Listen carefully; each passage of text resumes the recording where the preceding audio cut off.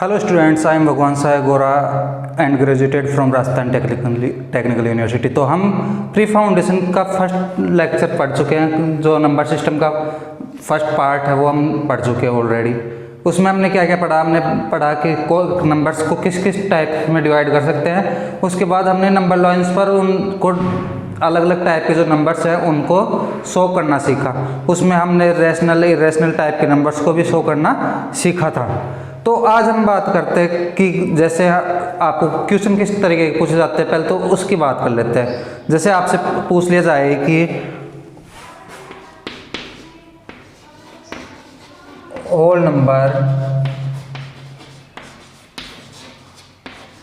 Is also an integer,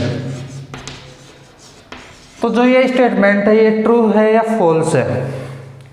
तो मैंने आपको सबसेट बताए थे कि किस तरीके से आप एक टाइप का जो नंबर होता है वो दूसरे टाइप के नंबर का सबसेट होता है। किस तरीके से उसमें जो जो उसके अवयव होंगे, जो जो उसके एक प्रकार से नंबर्स होंगे वो दूसरे नंबर में, दूसरे टाइप के नंबर में एग्जिस्ट कर रहे हैं या नहीं कर रहे हैं। जैसे नेचुरल नंबर है, तो नेचुरल नंबर में कौन कौन से थे, 0 1 2 3 4 इस तरीके के नंबर। और जैसे होल नंबर में 0 1 2 3 4 इस तरीके के नंबर। तो इसमें नेचुरल नंबर में 0 नहीं आता, केवल किस में आता है, होल नंबर में। तो होल नंबर में क्या आएगा, 0 1 2 3 4 इन्फिनिटी, और नेचुरल नंबर में 1 2 3 4 अप टू इन्फिनिटी। तो यहाँ पर हम बोल सकते हैं कि जो नेचुरल नंबर में जो भी नंबर्स हैं वो होल नंबर्स में एग्जिस्ट कर रहे हैं। होल नंबर का जो भी सेट बन रहा है उसमें एग्जिस्ट कर रहे हैं। इसका मतलब हम बोल सकते हैं कि natural number is also a whole number, is a whole number. इसी तरीके से हम बोल सकते हैं whole number is also an integer. अगर इसका अपोजिट स्टेटमेंट लिखा हुआ होता कि an integer is also a whole number, तो वो स्टेटमेंट क्या होता, फॉल्स। ये स्टेटमेंट क्या है, ट्रू। अब ये तो बात हो गई कि इस टाइप के आपसे कई क्वेश्चन पूछे जाएंगे। आपकी जो एनसीईआरटी की बुक है उसके अंदर कुछ एग्जांपल्स में इस टाइप के क्वेश्चन मिलेंगे आपको। फिर आप जब एक्सरसाइज के अंदर जाओगे वहां पर भी कुछ ऐसे स्टेटमेंट लिखे हुए मिलेंगे। तो आपको उनमें से बताना है कि कौन सा स्टेटमेंट ट्रू है एंड कौन सा स्टेटमेंट फॉल्स है।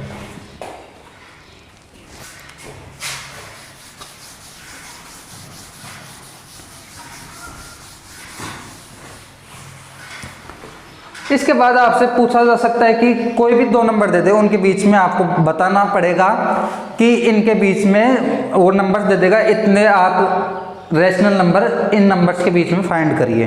कोई भी आपको दो नंबर दे सकता है, वो हो सकता है वो नेचुरल नंबर हो सकता है होल नंबर हो सकता है इंटीजर हो।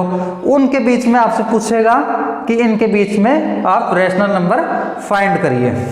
तो रेशनल नंबर फाइंड करने के लिए आपको पहले तो रेशनल नंबर किस फॉर्म में होते हैं, P/Q की फॉर्म में, ठीक है। अब आपको रेशनल नंबर फाइंड करने के आपके पास एक तरीका है जिससे आप मतलब आपको कैलकुलेट करके फाइंड करना पड़ेगा। दूसरा तरीका है उससे आप बेसिक लॉजिक लगाकर आप जो भी रेशनल नंबर होगा वो फाइंड कर सकते हो। जैसे कि मेरे को एक क्वेश्चन दे दिया जाए कि 1 एंड 2 के बीच में 5 रेशनल नंबर फाइंड करने हैं। 5 rational number find between 1 and 2, इस टाइप से क्वेश्चन हो। तो देखिए यहाँ पर इधर 1 है 2 है, तो इनके बीच का कोई नंबर होगा। इनके जो बीच में ये खुद भी एक आप इनको रेशनल नंबर बोल सकते हो, क्योंकि अगर आप इन दोनों के नीचे 1 लिखो तो ये क्या है, एक प्रकार से रेशनल नंबर। वैसे इनको नेचुरल नंबर बोलो, होल नंबर बोलो, लेकिन हमें इनके बीच में कैसे फाइंड करने हैं, रेशनल नंबर। तो इनके बीच में रेशनल नंबर क्या हो सकता था, 1.1 1.2, और वो अगर उसको फ्रैक्शन फॉर्म में लिखो, P/Q की फॉर्म में लिखो, तो किस तरीके से लिखेंगे उसकी हम बात करते हैं। तो यहाँ पर देखेंगे कि 1 और 2 के बीच में कौन सा नंबर है, तो सीधा सा एक नंबर तो हम बोल सकते हैं कि 1 और 2 के जो बीचों बीच में होगा वो नंबर क्या होगा, मतलब जो ये हम फाइंड कर रहे हैं रेशनल नंबर, वो इनके बीच का रेशनल नंबर होगा। जैसे 1 और 2 के बीच का नंबर मेरे को फाइंड करना हो तो मैं क्या करूँगा, दोनों नंबर को ऐड कर दूंगा और उसको 2 से डिवाइड कर दूंगा। 1 + 2 डिवाइडेड बाई 2, तो कितना होगा ये 3/2। तो अब हमारे पास क्या हो गई, सीरीज हो गई, वो किस तरीके से हो गई 1 3/2 एंड 2। तो अभी तो हमें एक ही नंबर मिला है, अभी तो हमें एक ही नंबर मिला है। हम आगे और भी नंबर फाइंड कर सकते हैं इसी तरीके से कि अब हम इन दोनों के बीच का फाइंड कर ले और इन दोनों के बीच का फाइंड कर ले।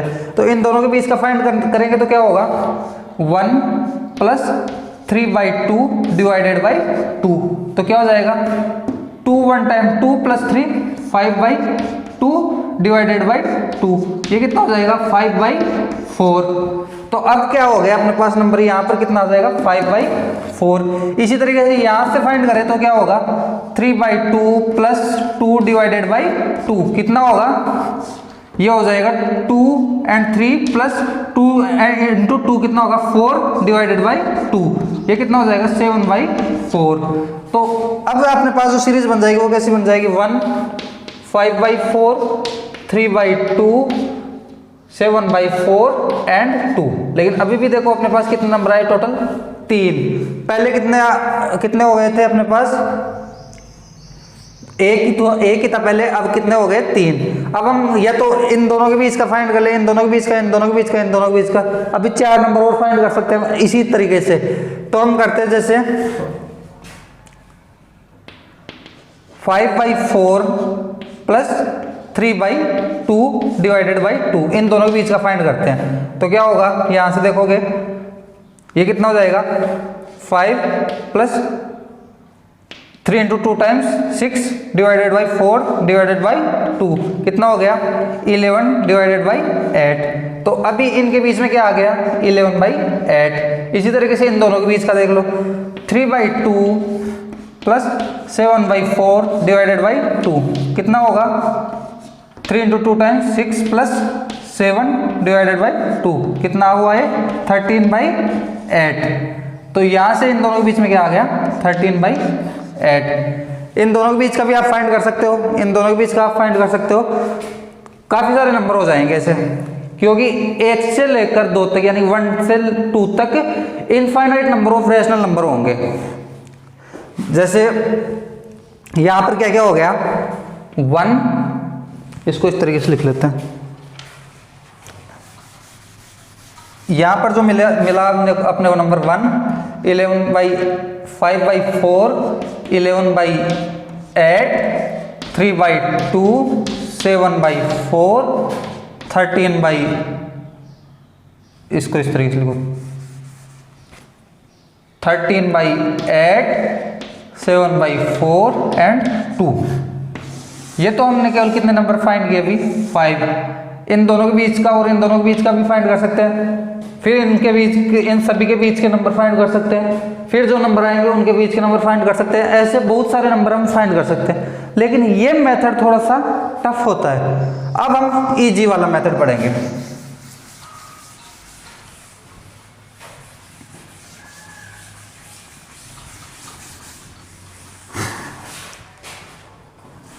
तो इजी वाला मेथड हम इक्वल डिस्टेंस के हिसाब से पढ़ते हैं कि जैसे मान लो ये नंबर लाइन है, यहाँ पर कितना लिखा हुआ है 1 या 2, मेरे को इसके बीच में कितने नंबर फाइंड करने हैं 5।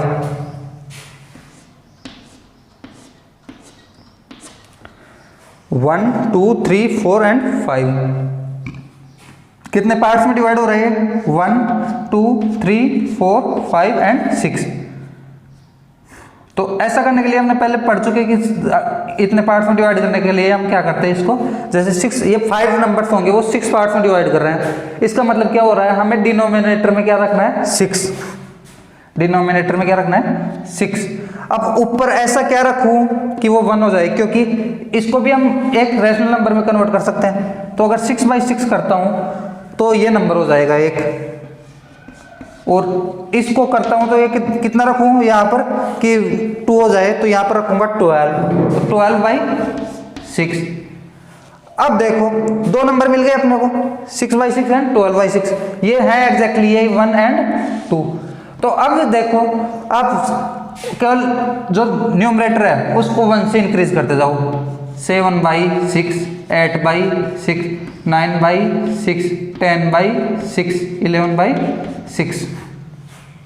आप चाहो तो इसको और सिंप्लीफाई कर सकते हो। ये तो क्या था 1 था, ये 7/6 रहेगा। इसको आप लिख सकते हो 4/3, इसको लिख सकते हो 3/2, इसको लिख सकते हो 5/3, 11/6 एंड 12/6। इसको 2 लिख दो। तो अब जो सीरीज बन गई वो हमारे पास कुछ इस तरीके की बन गई। यहाँ पर हमने क्या किया, जैसे ये दोनों 2 से डिवाइड हो सकते हैं, ये 3 से डिवाइड हो सकते हैं, फिर ये 2 से डिवाइड हो सकते हैं। तो इस तरीके से हमने इनको सिंपल फॉर्म में लिख लिया। ये होता है आपका जो भी आपको किसी भी गिवन नंबर्स के बीच में इरेशनल नंबर फाइंड करने हो तो उसका मेथड। 2 मेथड पढ़े। पहला मेथड हम उनके जो बीच वाला नंबर होता है किसी भी गिवन नंबर के, उसके थ्रू 2 गिवन नंबर के बीच का नंबर फाइंड करने के लिए क्या करते हैं, मिड नंबर फाइंड करने के लिए क्या करते हैं, दोनों को ऐड करते हैं और 2 से डिवाइड करते हैं। और दूसरा मेथड क्या है, हम उतने ही पार्ट्स में इसको डिवाइड कर लेते हैं और डिनोमिनेटर में लिख लेते हैं उसको। तो इसके लिए हमें हमेशा क्या करना पड़ेगा कि यहाँ पर देखो 5 नंबर फाइंड करने थे, लेकिन डिनोमिनेटर में कितना रख रहे हैं 6। तो हर बार आपको जितने नंबर फाइंड करने के लिए बोला जाए, जितने नंबर फाइंड करने के लिए बोला जाए उससे एक ज्यादा जो डिनोमिनेटर होगा आपका वो किसके इक्वल होगा, जितने नंबर फाइंड करने के लिए बोला जाए उससे एक ज्यादा।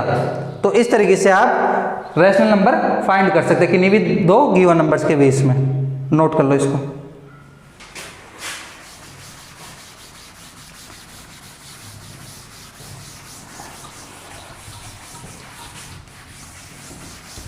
अब हम एक एग्जांपल और देखते हैं। यहाँ पर हम जैसे देखते हैं, यहाँ पर एक एग्जांपल हो गया अपने पास 4/7 एंड 5/7 के बीच में अपने को कितने नंबर फाइंड करने हैं, 3। कितने number, 3 number, 3 rational number find करने किसके बीच में, 4/7 एंड 5/7। तो कैसे फाइंड करोगे, कितने नंबर फाइंड करने हैं, 3 नंबर। डिनोमिनेटर को कितने से इंक्रीज करना है, 3 + 1 4। डिनोमिनेटर में क्या आना चाहिए 4, लेकिन यहाँ पर तो ऑलरेडी 7 पहले से है। तो क्या करें, तो हम क्या कर देंगे 4/7 और डिवाइडेड बाई 4। इस तरीके से इसको करेंगे। 1 मिनट, किसको 4 से मल्टीप्लाई कर दे और 4 से डिवाइड कर दे तो क्या होगा, ये चेंज नहीं होगा कुछ भी। ये नंबर अभी भी कितना रहेगा 4/7। ऐसे ही 5/7 को भी 4 से मल्टीप्लाई कर दे और 4 से डिवाइड कर दे तो अभी भी क्या रहेगा 5/7।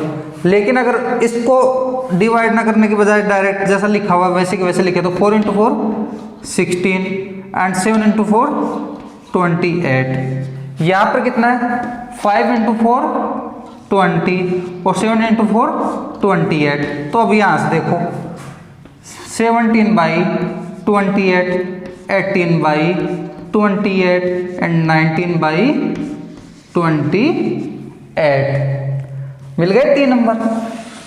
तो इसी तरीके के आप एग्जाम्पल करिए, जो भी बुक में क्वेश्चन एनसीईआरटी में उनको करिए। इसके बाद आपको एक्स्ट्रा शीट और दी जाएगी प्री फाउंडेशन वाले क्वेश्चंस के लिए।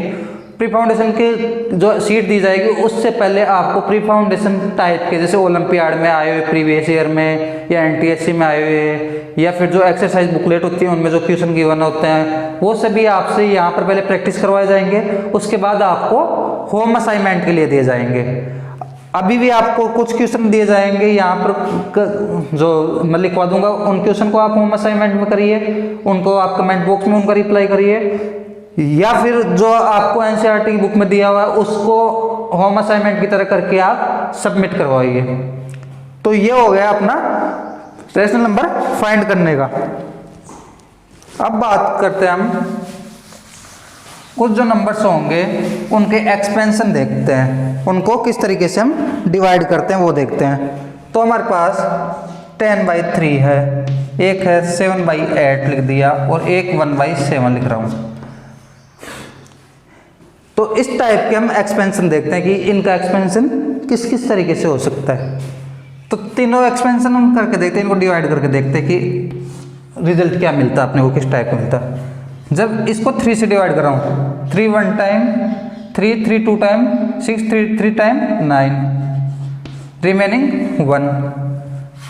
यहाँ आप डेसिमल पॉइंट लगाओगे, उसके बाद 0, 3 इंटू 3 9, फिर 1 0, 3 इंटू 3 9। तो यहाँ पर देखोगे आप बार बार क्या हो रहा है, 3 आता जा रहा है और ये आगे तक ऐसा ही चलता रहेगा, क्योंकि अभी भी आप देखोगे यहाँ पर तो 1 रिमेनिंग रह रहा है। तो पहला केस ऐसा हो गया। दूसरे में आप क्या देखोगे,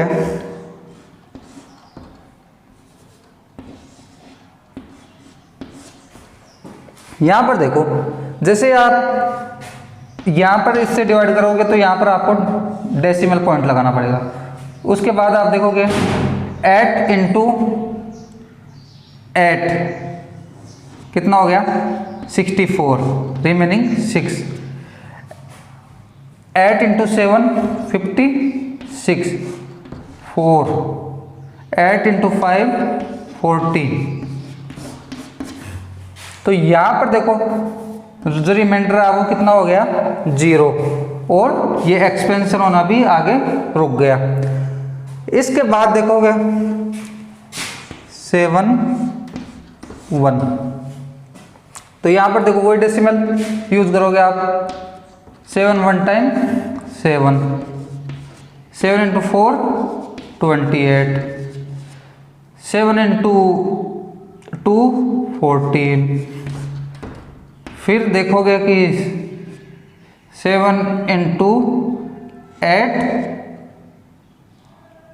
56, फिर 4 0, 7 इंटू 5 35, फिर 5 0, 7 इंटू 7 49। और हम वापस कहाँ पे पहुँच गए, जहाँ इनिशियल में थे 1, यहाँ 1 था, यहाँ 1 रिमाइंडर आ गया। तो अब आगे सेम इसी तरीके से होगा, 7 इंटू 1 7, और नीचे क्या रहेगा 3। तो वही स्टेप आपको रिपीट होती हुई दिखेंगी। तो इसके बाद वाले जो नंबर होंगे वो फिर से रिपीट होने लगेंगे।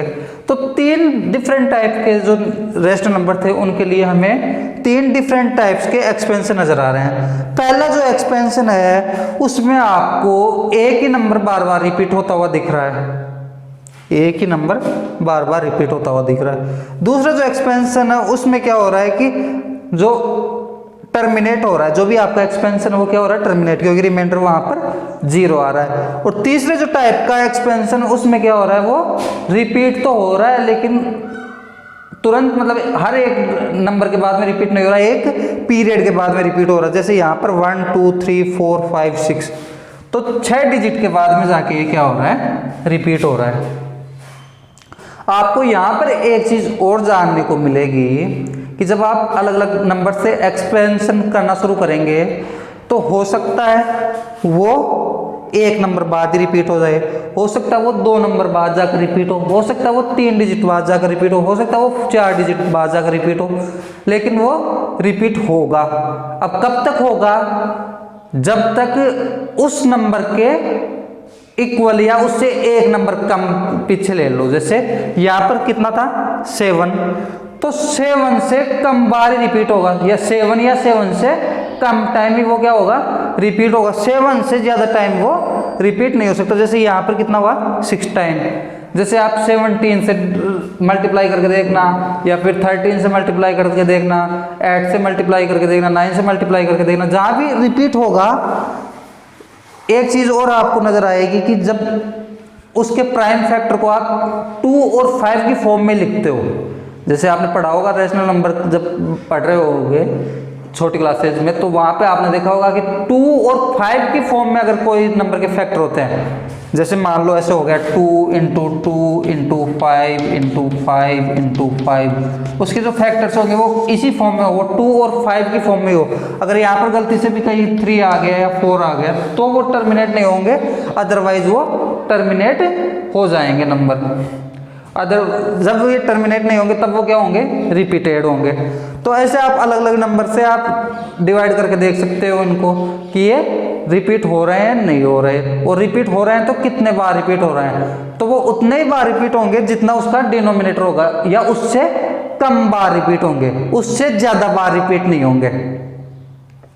तो इस चीज का आप ध्यान रखना और इसको एक बार नोट कर लीजिए।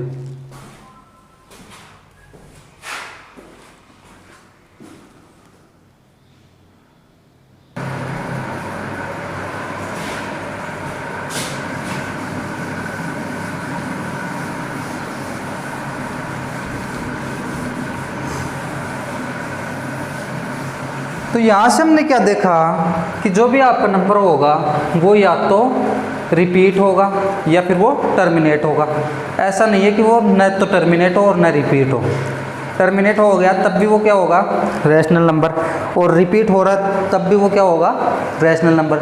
लेकिन अगर वो टर्मिनेट भी नहीं हो रहा, रिपीट भी नहीं हो रहा, तो क्या होता है, इरेशनल, जो कि नॉर्मली आप P/Q के फॉर्म में लिख देते हो जिस नंबर को, वो कभी भी ऐसा नहीं होगा कि वो रिपीट ही ना हो, वो रिपीट होगा, लेकिन हो सकता है जितना उसका डिनोमिनेटर है उतने डिजिट बाद जाकर रिपीट हो सकता है वो पहले ही रिपीट हो जाए।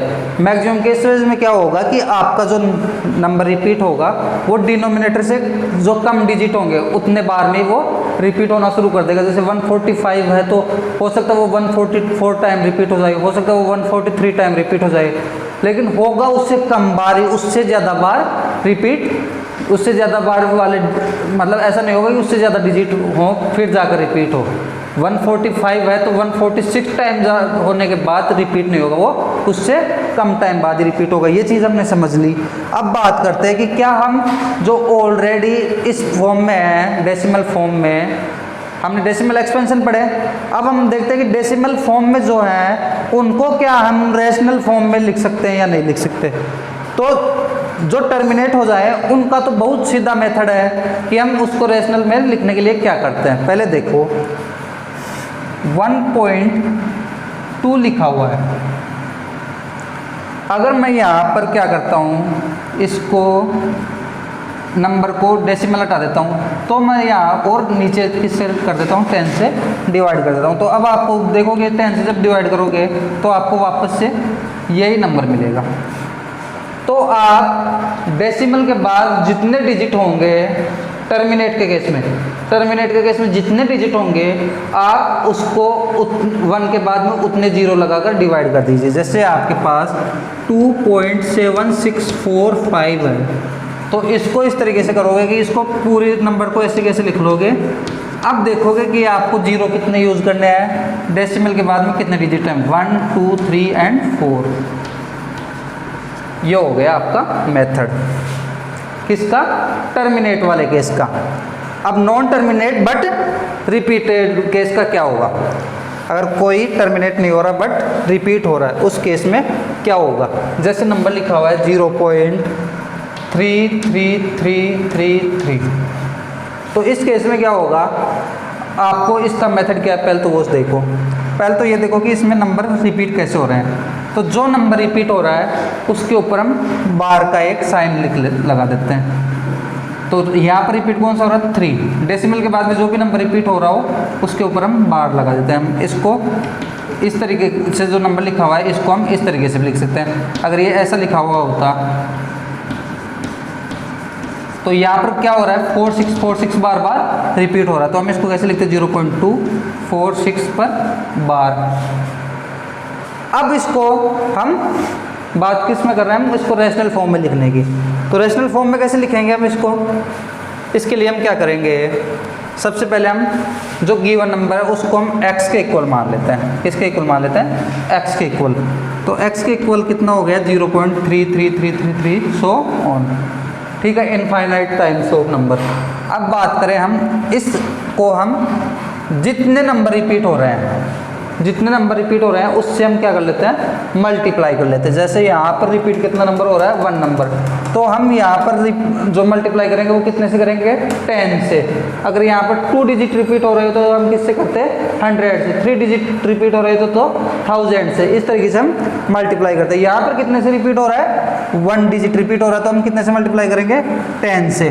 तो 10 into X is equal to 10 0.33333। अब इससे क्या होगा कि एक डेसिमल राइट हैंड साइड में खिसक जाएगा यहाँ से। तो यहाँ से क्या होगा, डेसिमल एक डिजिट राइट में डिस्प्लेस्ड होगा। तो कितना होगा, 3.333 इस तरीके से। ये तो क्या हो गया 10x। अब हम बात किसकी करते हैं, x की। हम बात किसकी करते हैं, x कितना था 0.3333 एंड सो ऑन। अब यहाँ पर देखो आप, इसमें से 10x में से x माइनस कर दो तो कितना बच रहा है 9x।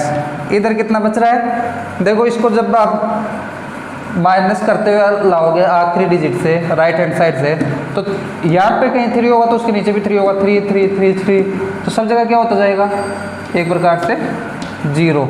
इस तरीके से क्या होगा 0, बट यहाँ पर अभी क्या बच रहा है 3। तो कुल मिलाकर अब ये क्या हो गया 9x इज इक्वल टू 3। तो x इक्वल टू क्या हो जाएगा 3/9। इसको क्या लिख सकते हो 1/3। अब आप जब 1/3 को वापस से आप कभी डेसिमल एक्सपेंशन करो इसका, तो आपको वापस से क्या मिलेगा 0.3333 इस तरीके से। इसको नोट कर लीजिएगा।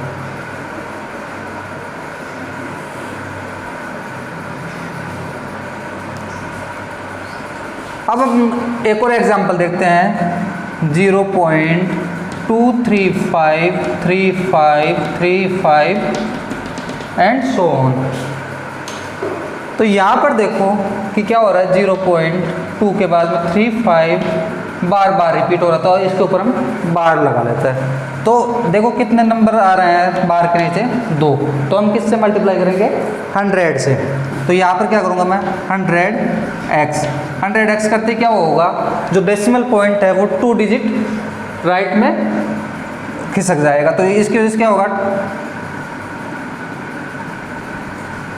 23.5353535 एंड सो ऑन। नीचे क्या है अपने पास अभी भी x है। तो यहाँ पर देखो आप, यहाँ पर देखोगे तो क्या हो रहा है अपने पास 0.2353535 एंड सो ऑन। तो यहाँ पर भी देखो, यहाँ कहीं 5 होगा तो उसके नीचे 5, 3 होगा तो उसके नीचे 3। तो इसके इधर वाले क्या होंगे, सभी 0 हो जाएंगे। यहाँ पर लेकिन 0 नहीं होगा, यहाँ पर कितना होगा 5/2 3, यहाँ पर 3 एंड 2। ये कितना होगा 100 में से 1 माइनस होगा तो 99x। तो 99x इज इक्वल टू कितना हो गया 23.3। तो x इज इक्वल टू क्या हो जाएगा 99x इज इक्वल टू क्या हो रहा है 23.3। तो x इज इक्वल टू क्या हो गया 23.3/99। तो यहाँ से क्या हो जाएगा x इज इक्वल टू 23। अब मैंने क्या बताया था अभी पहले भी एक तरीका बताया था कि जब डेसिमल में कोई नंबर लिखा हुआ हो तो उतने ही 0 क्या कर देते हैं नीचे लिख देते हैं उसका डेसिमल हटाने के लिए। तो यहाँ पे क्या हो जाएगा 233 अपॉन, यहाँ पर कितने डेसिमल के बाद में कितने डिजिट है 1, तो कितने 0 लगेंगे 1।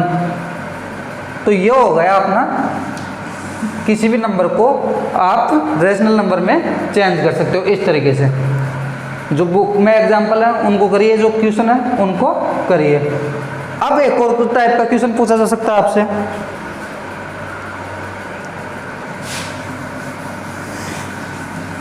वो पूछेगा आपसे कि इर्रेशनल नंबर फाइंड करो, किन्हीं भी 2 गिवन नंबर के बीच में आपसे इर्रेशनल नंबर फाइंड करवा लेगा। तो जैसे यहाँ पर एनसीईआरटी में एक एग्जाम्पल है, वो उसमें क्या हुआ है 1/7 एंड 2/7 के बीच का आपको क्या बताना है इर्रेशनल नंबर। तो यहाँ से आप देखो कि इसको जब आप एक्सपेंड करोगे तो कितना मिलेगा आपको। अभी हमने एक्सपेंड किया था पहले तो कितना मिल रहा था 1 7 3 4 2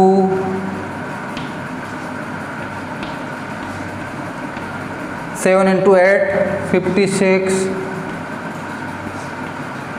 7 into 5 35 5 7 into 7 49 1। तो कुछ इस तरीके से आपका नंबर रिपीट होंगे। फिर आप दूसरा देखोगे 7 के लिए 2 से, तो आप या तो पूरा ऐसे कैसे रिपीट करोगे, या फिर आप देखोगे कि जब यहाँ पर 2 था, क्योंकि उसके आगे सिमिलर प्रोसेस होगी, जब यहाँ पर 2 था तो हमने यहाँ पे कितना आया 2, तो 0.2। उसके बाद क्या आ रहा है 8 5 7 1 4। इस तरीके से ये रिपीट होगा। अगर आपको नहीं समझ में आया तो पहले आप इसको डिवाइड करके देखिए, फिर बताता हूँ आपको किस तरीके से होगा। जैसे यहाँ पे डिवाइड किया तो 7 into 2 14, 7 into 8 56, 7 into 5 35, 7 into 7 49, 7 1 7 3, 7 into 4 28। वापस से यहाँ पे क्या बच गया 2, ये यहाँ से शुरू हो रहा है। तो आप एक बार निकाल लेते हो तो आपको बार बार निकालने की ज़रूरत भी नहीं है, अगर एक ही क्वेश्चन की बात कर रहे हो, क्योंकि यहाँ पर जैसे 2 से शुरू हुआ तो देखो इसके नीचे वाले स्टेप 20 14 16 56 सिमिलर है। तो यहाँ पे भी हम क्या कर लेंगे, जैसे यहाँ से 2 था तो 2 से 8 5 7, उसके बाद यहाँ पर क्या बचने वाला था 1, तो उसके बाद वापस से कौन सी स्टेप शुरू हो जाएगी, ये यहाँ वाली, तो यहाँ से शुरू करने के लिए 1 और 4 आएगा। तो इस तरीके से आपके पास 2 नंबर आ गए। ये दोनों नंबर कैसे हैं, रेशनल। हमें फाइंड कैसा करना है, इरेशनल। हमें नंबर फाइंड किस किस के बीच में करना है, एक नंबर ये हो गया और एक नंबर ये हो गया। इन दोनों के बीच का हमें क्या करना है, इरेशनल नंबर फाइंड करना है। क्योंकि हम 1/7 को और 2/7 को इस तरीके से लिख सकते हैं। ये क्या है, एक प्रकार से 1/7 और ये क्या है 2/7। अब यहाँ पर देखो आप कि जो 1 है और यहाँ पर क्या है 2 है, तो आप लेफ्ट से देखना शुरू करो। अगर डेसिमल है तो जैसे आप लेफ्ट से देखना शुरू करोगे तो 1 के बाद में यहाँ पे क्या आ रहा है 2, तो यहाँ पे 1 और 2 के बीच में कोई डिजिट आ सकता है क्या, नहीं आ सकता। लेकिन हमें रखना तो क्या है, अभी इससे तो बड़ा होना चाहिए, यानी कि 1 से बड़ा होना चाहिए और 2 से छोटा होना चाहिए। तो ये वाला डिजिट क्या आ जाएगा 1। उसके बाद नेक्स्ट वाला डिजिट देखो, यहाँ पर 4 है, यहाँ पर 8 है। अब डिफरेंट हो गए तो इनके बीच में तो आप 5 लिख सकते हो, 6 लिख सकते हो, 7 लिख सकते हो, 8 लिख सकते हो, कोई मैटर नहीं करेगा। आप लिख दो चलो 5। उसके बाद में आप 1 0 लगाओ, फिर आप 1 5 लिखिए और इस बार आप 1 नहीं 2 0 लगाइए। या आप इस तरीके से भी कर सकते हो इसको, ये 1 5 लिखने की जरूरत नहीं है, आप केवल 5 लिखो, इस बार 2 0 लगाओ, फिर 5 लिखो 3 0 लगाओ, फिर 5 लिखो 4 0 लगाओ। इस तरीके से आप चाहते तो यहाँ पर क्या कर सकते थे, 6 भी लिख सकते थे इस तरीके से, 1 6 0 6 0 0 6 0 0 6 एंड 4 टाइम 0। तो यहाँ पर देखो रिपीट हो रहा है क्या, यहाँ पर 5 के बाद में 0 आ रहा है, लेकिन यहाँ पर 5 के बाद में 0 आ रहा है और इसके बाद में वापस 5 आना चाहिए था, लेकिन अभी भी क्या आ रहा है 0। इसी तरीके से आगे भी देखोगे तो रिपीट नहीं हो रहा। इसका मतलब ये कैसा नंबर है, ये वाले नंबर है वो कैसे हैं, इररेशनल।